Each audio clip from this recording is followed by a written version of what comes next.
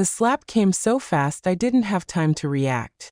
My glasses went flying, shattering on the elegant ballroom floor as 130 guests watched in absolute silence. My cheek burned, but the pain in my chest was far worse. Juliet, my daughter-in-law, had just slapped me on her wedding day because I refused to hand over the keys to my apartment. "That's what you get for being so selfish," she screamed at me in front of everyone. "A woman your age doesn't need so much space." The silence that followed was deafening. No one moved to help me as I crouched down, trembling, to pick up my broken glasses. Some guests looked away, uncomfortable. Others whispered among themselves. But no one, absolutely no one, dared to defend the poor old mother-in-law, who had just been publicly humiliated. My son Ethan stood motionless, his gaze fixed on the floor as if I were invisible. "You're not welcome here anymore," Juliet continued, smoothing her pristine wedding gown. "Ethan and I need our privacy to start our new life. Your apartment would be perfect for us while we shop for something better." Her words were pure venom. For months, I had endured her condescending comments about my worn-out clothes, my old car, my simple life. But this had crossed a line that should never have been touched. I rose slowly, feeling all eyes on me like sharp daggers. Tears streamed down my face, but inside something had changed forever. That slap wasn't just a physical blow. It was the final straw. For years, I had kept a low profile, living with humility and discretion. I had secrets no one, not even my own son, knew. Memories of the last few months began to bombard my mind as I slowly walked toward the exit. I remembered when Juliet first came to my apartment 2 years ago. Her face fell when she saw my modest home, my old furniture, my small kitchen. "Seriously, this is where Ethan's mom lives?" she had asked him, her voice just loud enough for me to hear. From that moment on, every visit had been a silent torture.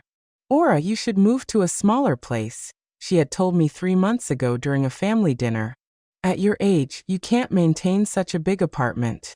Besides, Ethan and I are thinking of having kids soon. We'll need more space." Her fake smile didn't fool anyone except my son, who seemed to lose his personality whenever she spoke, acting like a puppet on a string. The humiliations had escalated gradually. First, it was the comments about my clothes. "Aurora, don't you have anything more modern to wear?" Then it was about my car. "That car is so old. It's dangerous for you to drive that." Next, it was my part-time job at the local flower shop. "I don't understand why a woman your age is still working instead of relaxing." Each phrase was a small poison dagger stabbing at my self-esteem. My name is Aurora Hughes. I am 68 years old, and all my life I have been a woman who prefers discretion over ostentation.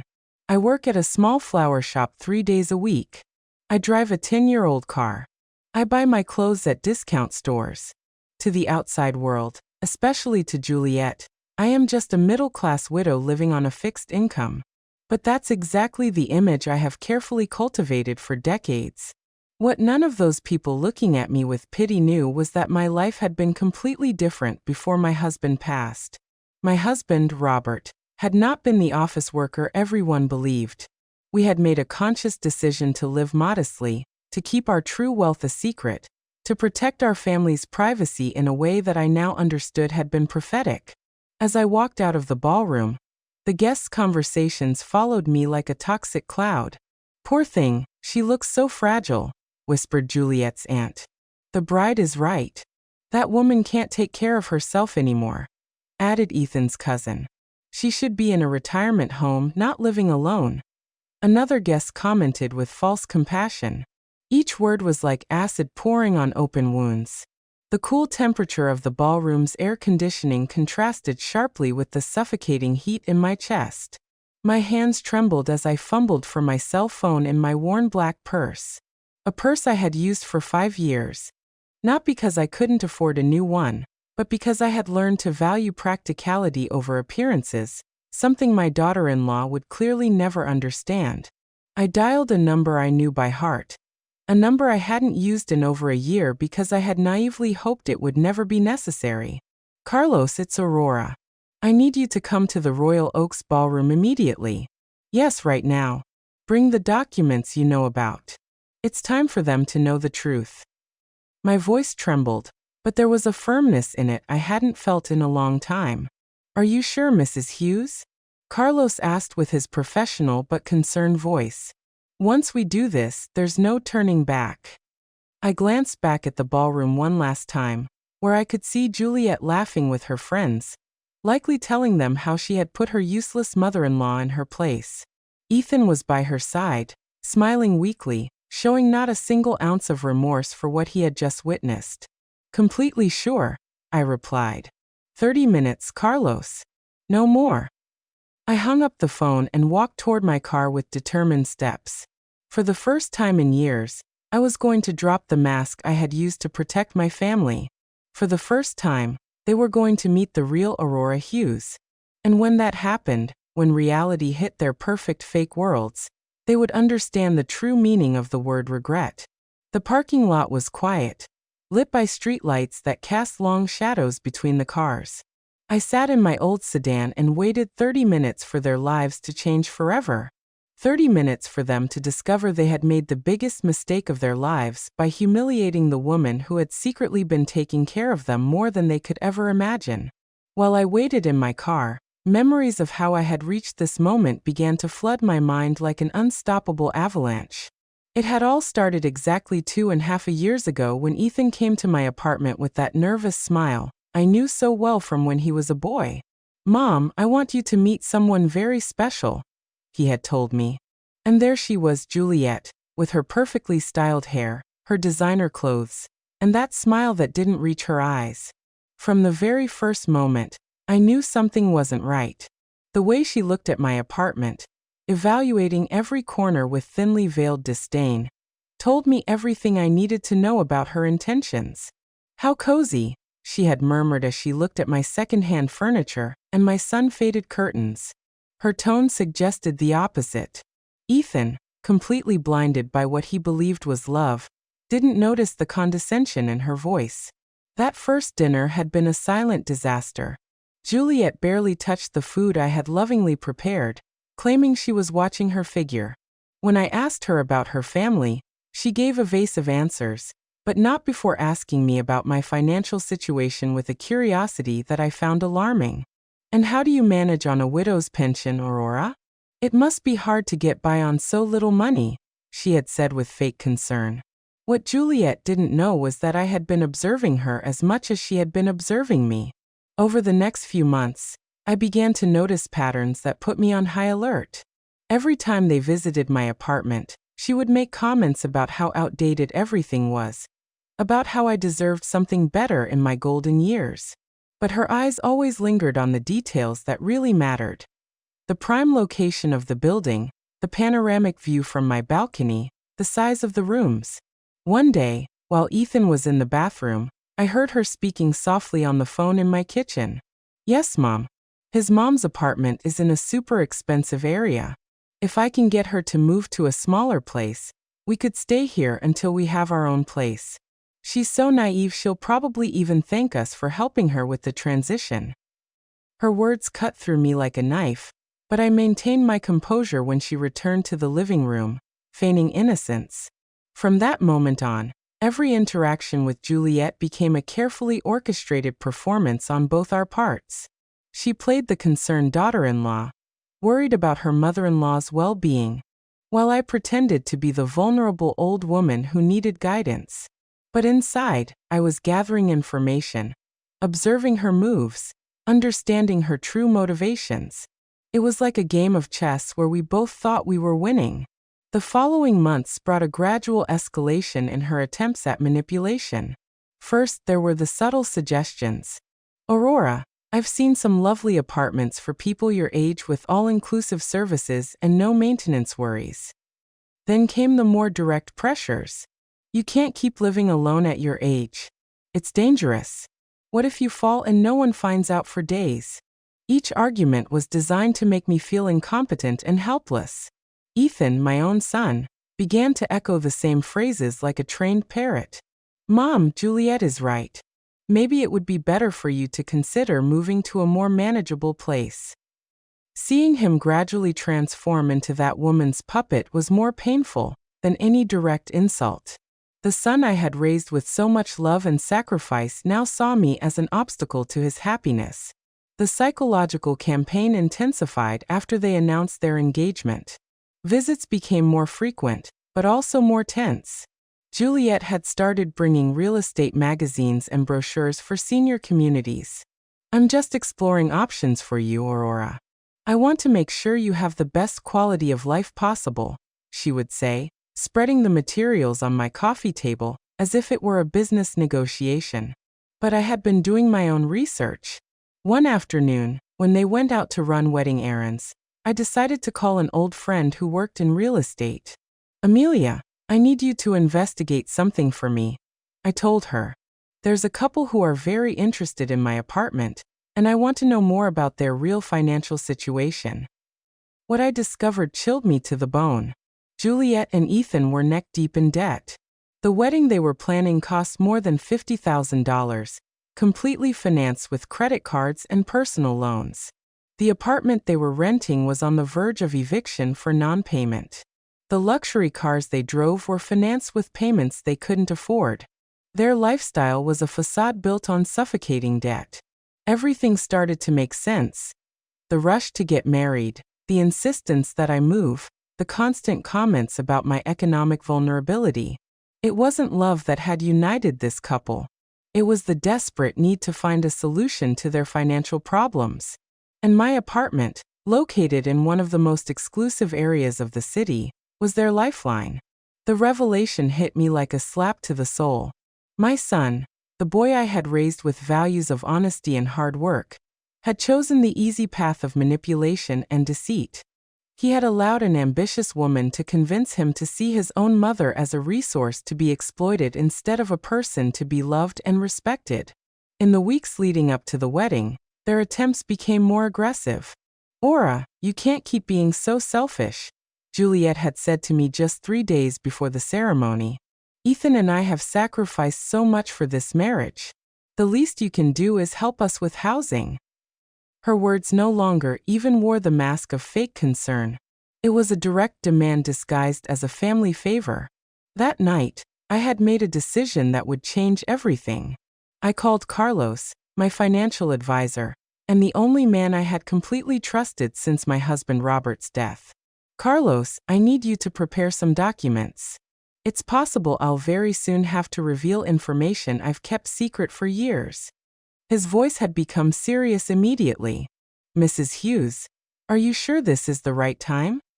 He had warned me with the wisdom of someone who had handled my affairs for more than a decade. "Once this information is public, you can't take it back. The consequences could be devastating for family relationships." But I had already made up my mind. The family I had tried to protect with my silence had chosen to betray me. And now, sitting in my car in the ballroom parking lot, waiting for Carlos to arrive with the documents that would change everything, I realized the moment of truth had come. 25 more minutes and Juliet, Ethan, and all those guests who had looked at me with pity would discover who Aurora Hughes really was. 25 more minutes and their perfect worlds built on lies and greed would crumble like sand castles. The night breeze rustled the tree leaves around the parking lot, creating dancing shadows under the lights. It was strangely poetic that on such a beautiful night, so many illusions were about to die forever. 20 minutes had passed since my call to Carlos, and every second felt like an eternity. From my car, I could see the golden lights of the ballroom, hear the cheerful music and laughter spilling out of the open windows. It was surreal to think that in just a few minutes, that celebration would turn into a nightmare for the main players. I closed my eyes and let the most painful memories of the last few months flood my mind. I needed to remember exactly why I had reached this point of no return. The biggest humiliation had happened just 2 weeks before the wedding during what Juliet had called an important family meeting. She had arrived at my apartment, accompanied not only by Ethan, but also by her parents, a perfectly planned ambush. "Aurora, we want to talk to you about your future," Juliet's mother, a haughty woman who looked at me as if I were a bothersome insect, had begun. We believe it's time for you to make responsible decisions about your life, continued Juliet's father, a burly man who had surveyed my apartment with the eyes of an appraiser evaluating a property. At your age, living alone in such a big place is not only unnecessary but dangerous. What if you have a medical emergency and no one finds out for days? Their words were rehearsed, too perfect to be spontaneous. Ethan had remained silent throughout the conversation, nodding occasionally like a well-trained puppet. Seeing him there, sitting next to a family that treated me like an obstacle, was like watching the son I had raised die before my eyes. "Mom," he finally said in a voice I no longer recognized. "They're right. Juliet and I have been talking, and we think it would be better for everyone if you moved to a place more appropriate for your age." "Appropriate for my age," I repeated, feeling the anger begin to boil inside me. "And who gets to decide what's appropriate for me?" "You." Juliet's mother exchanged a knowing look with her husband, as if my words confirmed something they had already discussed. "Aurora, we understand this can be difficult to accept, but you must think about what's best for Ethan and Juliet." "What's best for them?"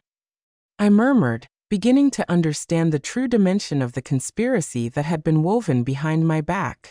"And I suppose my apartment would be perfect for them to start their married life, right?" The awkward silence that followed my question was all the answer I needed. They had planned every detail of this conversation, every argument, every psychological pressure. Juliet took control at that moment, deploying her full arsenal of emotional manipulation. "Aurora, it's not just about the apartment, it's about your well-being. We've been doing research, and we found a wonderful residence for people your age. It has 24-hour medical services, social activities, prepared meals. You could make friends with people who understand what you're going through." Her fake smile made me nauseous. "What I'm going through?" I asked, feigning confusion. "And what exactly do you think I'm going through, Juliet?" She looked at Ethan for support before answering. "Well, loneliness, financial uncertainty, the fear of not being able to take care of yourself. It's normal at your age, Aurora. You don't have to be ashamed of needing help." The audacity of this 28-year-old woman telling me what was normal at my age left me speechless for a moment. But then I saw something in her eyes that chilled me. The absolute certainty that she had a right to my life, my home, my decisions. To her, I was no longer a person with autonomy, but an obstacle to be removed with as little resistance as possible. "We've run the numbers," Juliet's father continued, pulling out a folder they had clearly prepared in advance. "The cost of the residence would be approximately $2,500 a month. With the sale of your apartment, you'd have enough money to cover it for many years, and there would still be some left over to help Ethan and Juliet with their initial marriage expenses." There it was, the naked raw truth. It wasn't about my well-being or my safety. It was about money. It was about converting my home into cash to finance their unsustainable lifestyle. "And if I refuse?" I asked, although I already knew the answer. "Aurora," Ethan said, his voice sounding rehearsed, "we hope it won't be necessary to take more drastic measures. But if your mental health deteriorates to the point that you can't make rational decisions." The implicit threat was crystal clear. If I didn't cooperate voluntarily, they would seek legal ways to declare me incompetent. They had done their research. They had planned. They had prepared the ground to take everything I owned by force if necessary. The son I had raised with so much love was sitting right there, allowing strangers to threaten his own mother. That night, after they left with my firm refusal, I cried for the first time in years, not out of sadness, but for the definitive death of the illusions I had held about my family. I had called Carlos immediately. "I need you to investigate something urgently," I had told him through tears. "I want to know exactly what the real financial situation is for my son and his fiancée. Everything. Debts, income, liabilities, everything." The results of that investigation had been devastating. Ethan earned $45,000 annually as a sales manager, but had debts of more than $80,000 on credit cards. Juliet worked part-time as an image consultant, making maybe $4,000 a year, but spent as if she had an executive salary. Together, they owed more than $120,000, not counting the loans they had taken out for the wedding. The apartment they rented for $2,000 a month was 3 months behind on payments. The cars they drove were financed with payments that took up 60% of their combined income. Their main credit card was maxed out, and they had started using cash advances to pay other debts. They were in a financial freefall, and my apartment represented their only hope of salvation. But there was something else in Carlos's report that had completely broken my heart. For the past 6 months, Ethan had been regularly calling banks and insurance companies asking about loans against his elderly mother's property. He had been asking about legal procedures to obtain financial power of attorney over senior citizens. My own son had been planning my systematic dispossession for months. The most painful information had come at the end of the report. According to a private investigator Carlos had hired, Juliet had been telling her friends that she had sacrificed herself by getting engaged to an older, less attractive man because his mother had valuable properties and no competitive heirs. To her, marrying Ethan wasn't love. It was a strategic investment in my estate. That revelation had been the final straw. For weeks, I had considered simply revealing my true financial situation to them, thinking that maybe the shock would make them reconsider their behavior. But after reading that report, I understood that it wasn't about money or desperation. It was about a pure, calculated greed that had corrupted my son until he was unrecognizable. The days leading up to the wedding had been torture. Every phone call from Ethan was a new pressure to reconsider my position. Every visit from Juliet included poisonous comments about my stubbornness and selfishness. They had started to treat me as if I were already a senile old woman whose opinions didn't matter. The night before the wedding, Ethan had made his last attempt. "Mom, tomorrow is the most important day of my life. Please don't ruin it by being difficult. Juliet just wants what's best for all of us." His words had been the final confirmation that I had lost my son forever. The man who was getting married the next day was no longer the boy I had raised with so much love and sacrifice. And now, sitting in my car waiting for Carlos, I realized that everything had led to this inevitable moment. It wasn't about revenge or cruelty. It was about justice. It was about showing them the consequences of their actions. It was about teaching them that some lines should never have been crossed. 15 more minutes and everything would change forever. My hands trembled as I dialed the number for Joseph, my neighbor from the apartment next door, a 70-year-old man who had been a silent witness to all the tense visits of the last few months. "Joseph, it's Aurora. I need to ask you for a very important favor," I said, my voice shaking. "Could you go to my apartment and bring me the brown folder from the second drawer of my desk?" "Yes, right now. It's urgent." Joseph had been like a brother to me since Robert passed away, and I knew I could trust him without him asking questions. While I waited, I remembered the conversation I had with Joseph just a week earlier. He had witnessed from his balcony when Juliet arrived with a real estate appraiser without notifying me. "Aurora, that girl brought a man with a briefcase who was measuring your apartment from the outside," he had told me with obvious concern in his voice. "When they saw me, they left quickly. I don't like what's happening at all." Joseph had been the first to notice the subtle changes in Ethan's behavior over the last few months. "Your son doesn't greet me like he used to," he had observed. "He used to stay and chat with me when he came to visit.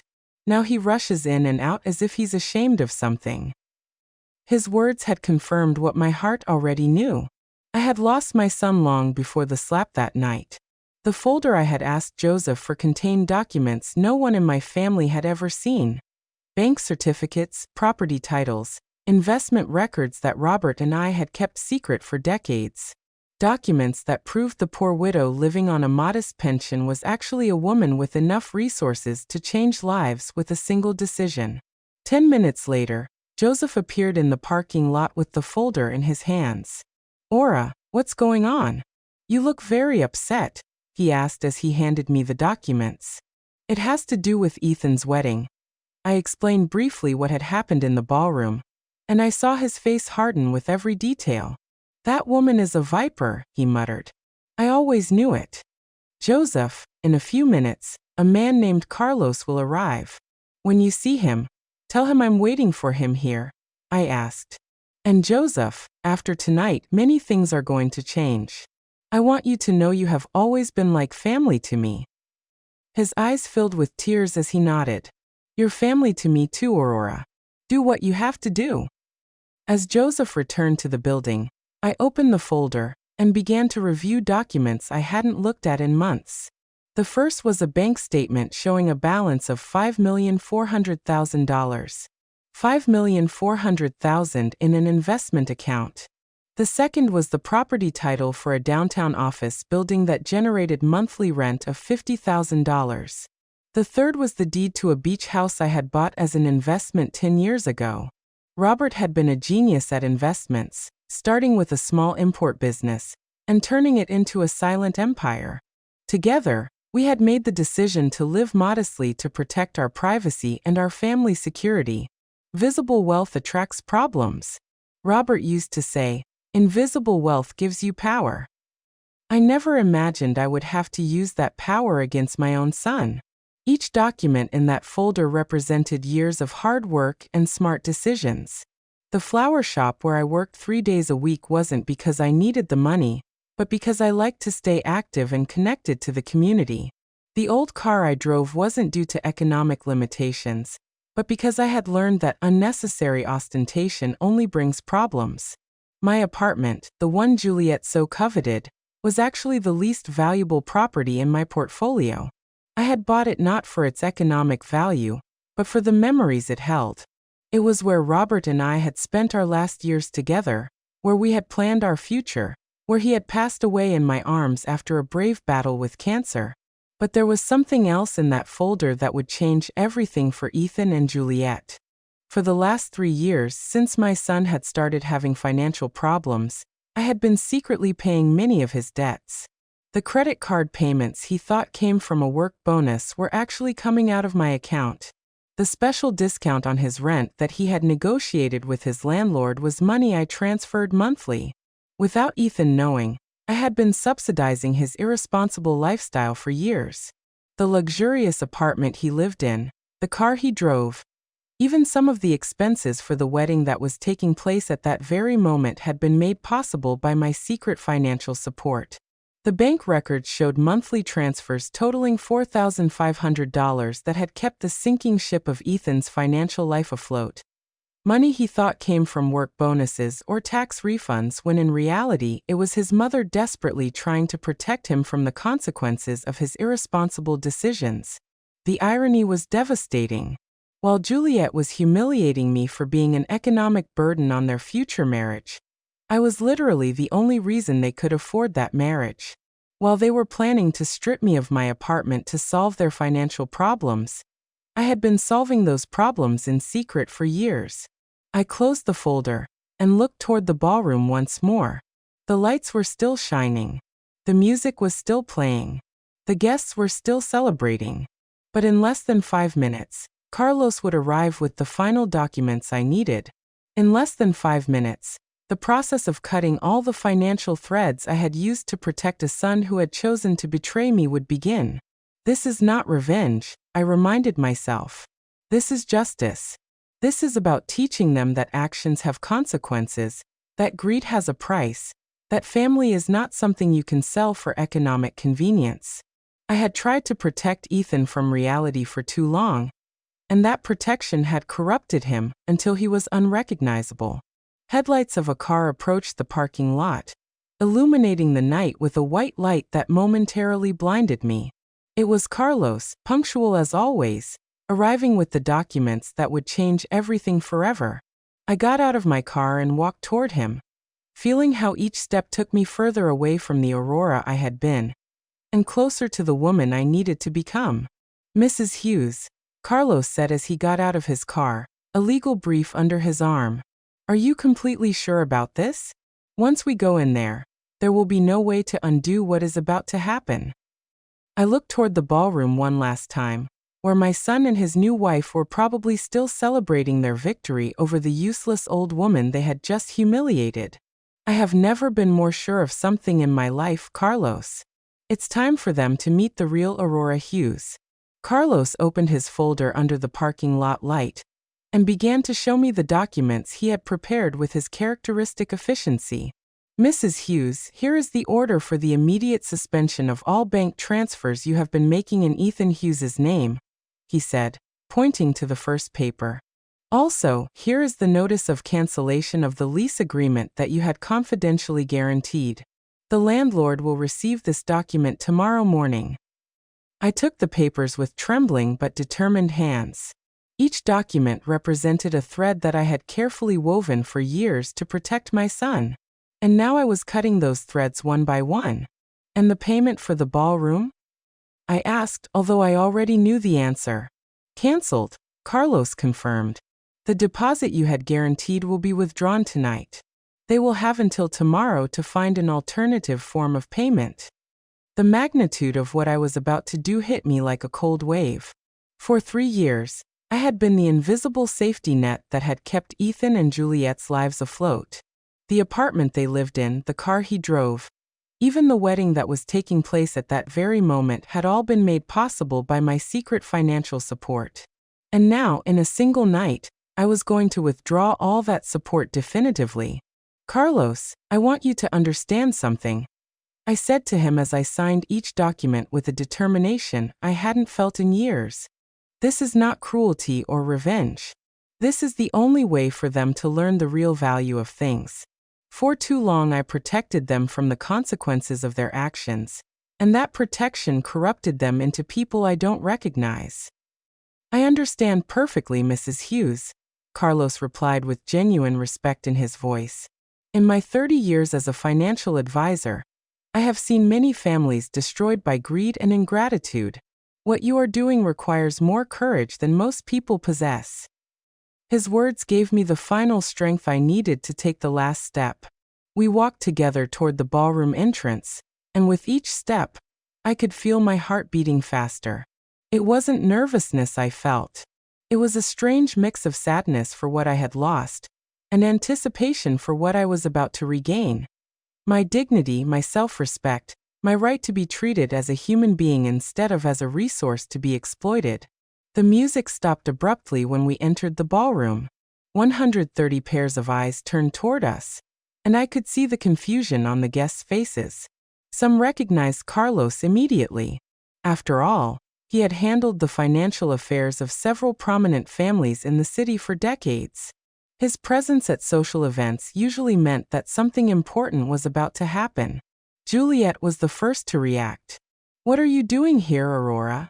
She shouted at me from the center of the dance floor, where she had been posing for photos with Ethan. "You already left once. Wasn't that enough drama for one night?" Her voice carried that arrogance I had come to know so well, but I could detect a note of nervousness that hadn't been there before. "Ladies and gentlemen," Carlos said in a clear, professional voice, "I apologize for interrupting this celebration, but I have urgent legal matters to discuss with Mr. Ethan Hughes and Mrs. Juliet Dawson." The silence that followed was so deep you could hear the hum of the air conditioning. Some guests began to pull out their cell phones, sensing they were about to witness something extraordinary. Ethan slowly approached, his face pale and his eyes full of confusion. "What's going on here, Mom?" he asked me in a voice that no longer sounded as confident as it had when he had humiliated me just minutes before. "Who is this man, and why is he talking about legal matters?" I could see his hands trembling slightly as he adjusted his tie, a nervous gesture he had had since childhood. "Ethan," I said in a voice firmer than it had sounded in months. "This is Carlos Jones, my financial and legal advisor. He has come to deliver some documents that I think you will find very enlightening."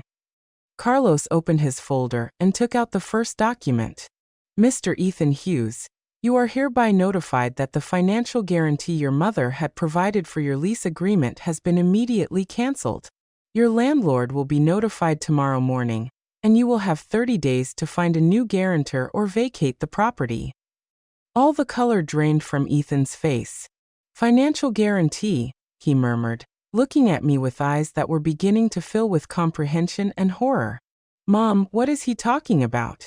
But I could see from his expression that a part of him already knew. For years, he had suspected that his financial luck wasn't completely natural, but he had chosen not to ask questions because the answers might have been uncomfortable. Also, Carlos continued relentlessly. The monthly transfers of $4,500 that your mother had been making to your personal accounts have been permanently suspended. This includes payments for credit cards, car insurance, and various other expenses that you believed were being covered by other sources. Juliet let out a gasp that echoed throughout the ballroom. "That's impossible," she exclaimed, running toward us, her wedding dress dragging on the floor. "Ethan doesn't have a rich mother. Look how she lives. Look at her clothes, her car. She's an old woman living on a miserable pension." Her hysteria was evident, and several guests began to murmur among themselves with increasing fascination. "Finally," Carlos said, taking the last document from his folder, "the guaranteed payment for this celebration has also been canceled. The ballroom management will have the right to demand full payment before guests can leave tonight." His words fell on the ballroom like a bomb, and I could see some guests nervously begin to move toward the exits. The realization hit Ethan like a hammer. "You," he muttered, looking at me with eyes that couldn't fully process what they were hearing. "You've been all this time. You've been paying for everything."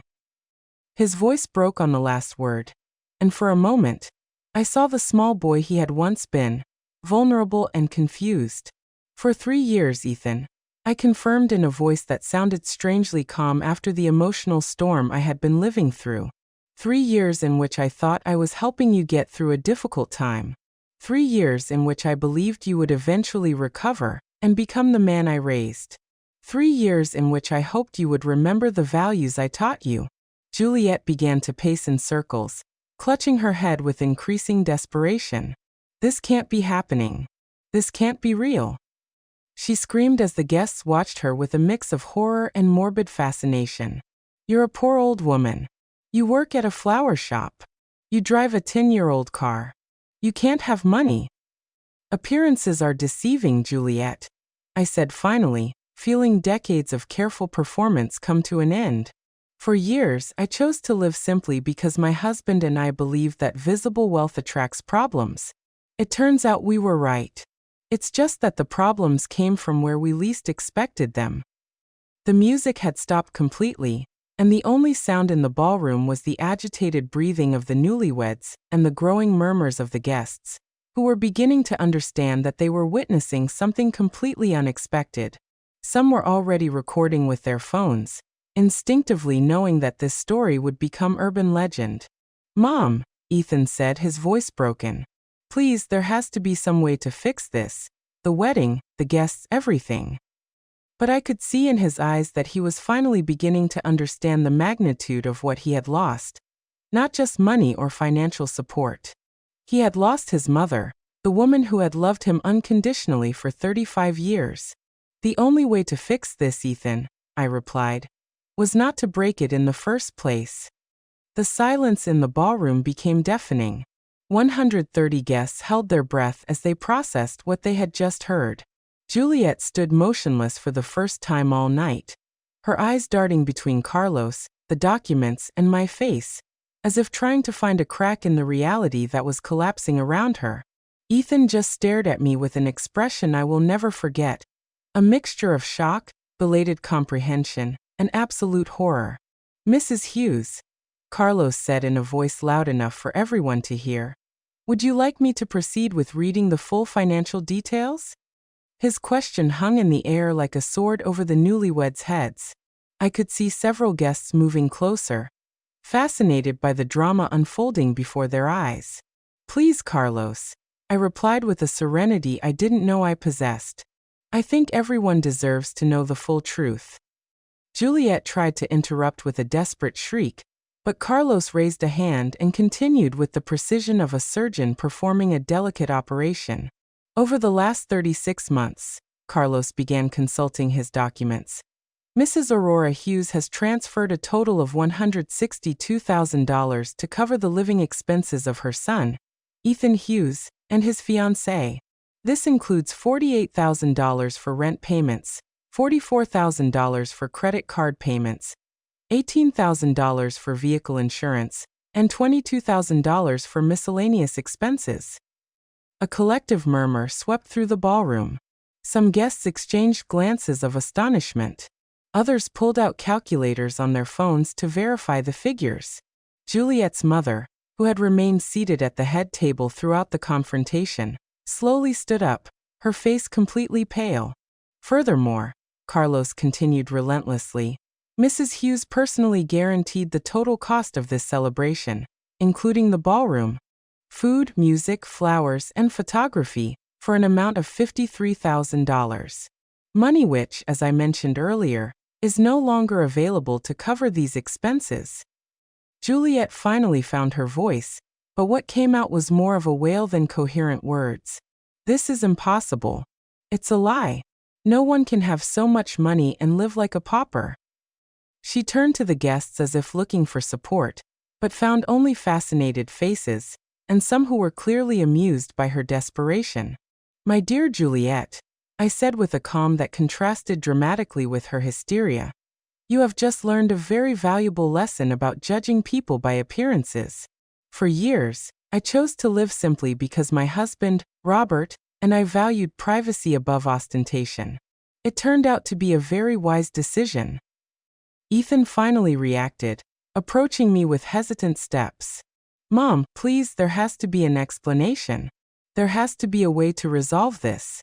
You can't destroy my life like this."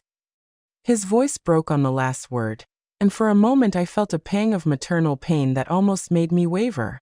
"Destroy your life?" I repeated, feeling the anger begin to boil inside me again. "I'm destroying your life? Wasn't it your wife who slapped me in front of 130 people? Wasn't it you who stood by without saying a word while I was being humiliated?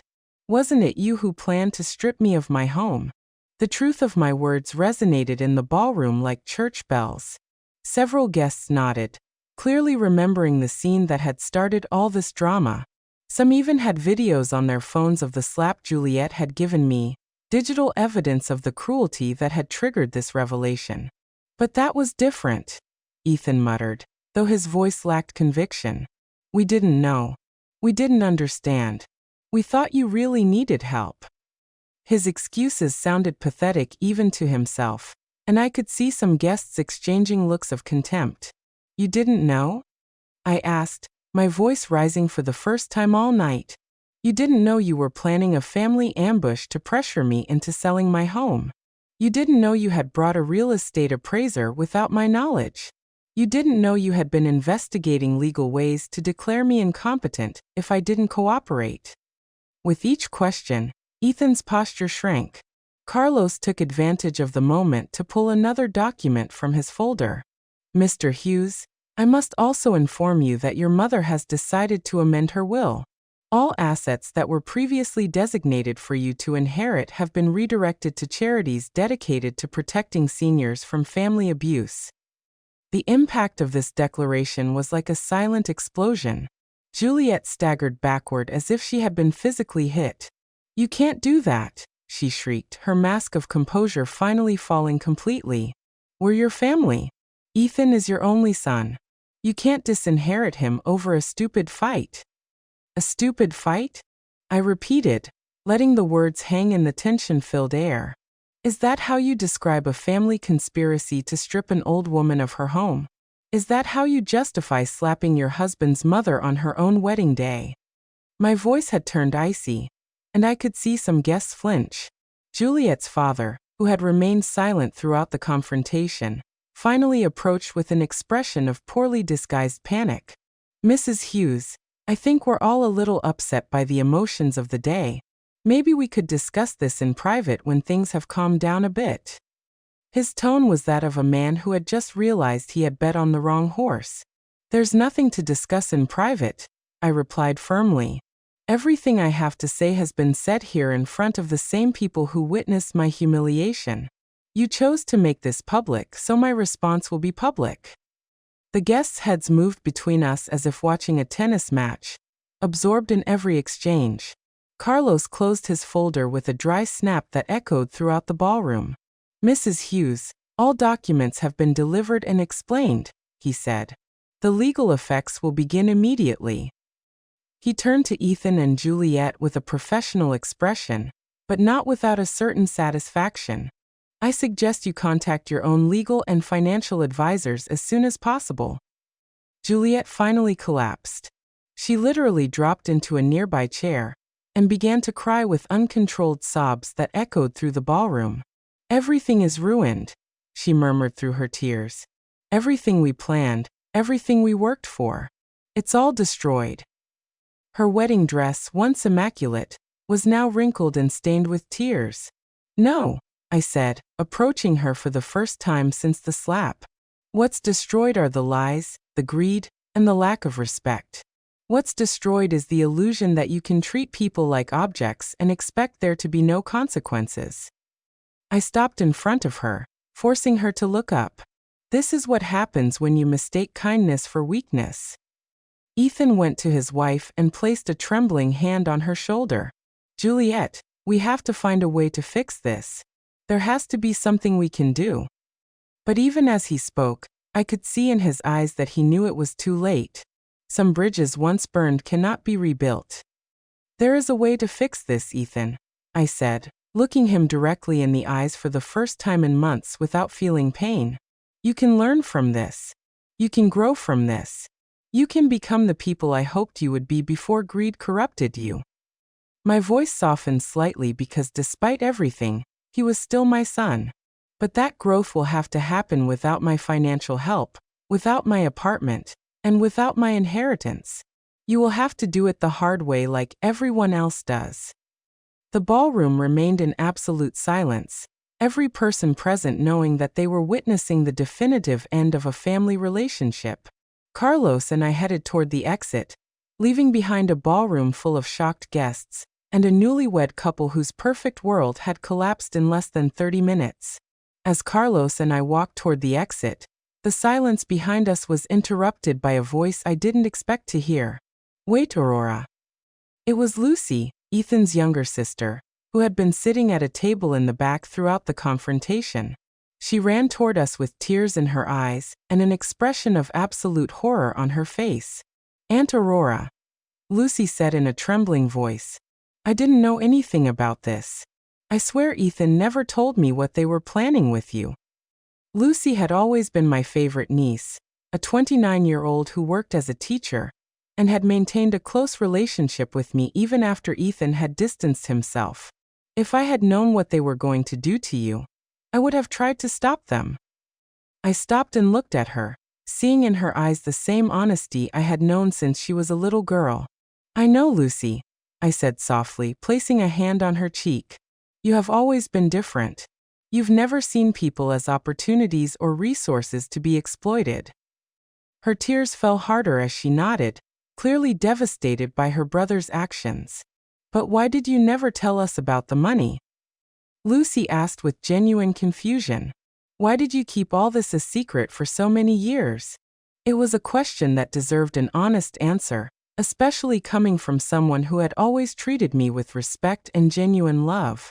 Because your Uncle Robert and I learned a long time ago that money changes people, I explained as some guests discreetly moved closer to listen. We have seen families destroyed by inheritances, friendships ended by loans, and children who see their parents as walking pensions. We decided to live simply to protect the relationships that really mattered. Lucy nodded slowly, beginning to understand the wisdom behind my decisions. But Ethan, he was different before. When we were kids, he would have defended anyone who hurt you. What happened to him? Her question contained all the pain of a sister who had watched her brother transform into someone unrecognizable. Unrecognizable. What happened to him was Juliet. I replied with sadness, but without bitterness. What happened to him was greed disguised as love, ambition without values, and me, in my effort to protect him, depriving him of the chance to learn important lessons about responsibility and consequences. My answer resonated through the ballroom, where the guests were still engrossed in every word. Carlos had respectfully stayed to the side during this exchange, but now he approached and murmured something in my ear. Mrs. Hughes, the ballroom manager, is approaching. It seems he's already found out about the cancellation of the guaranteed payment.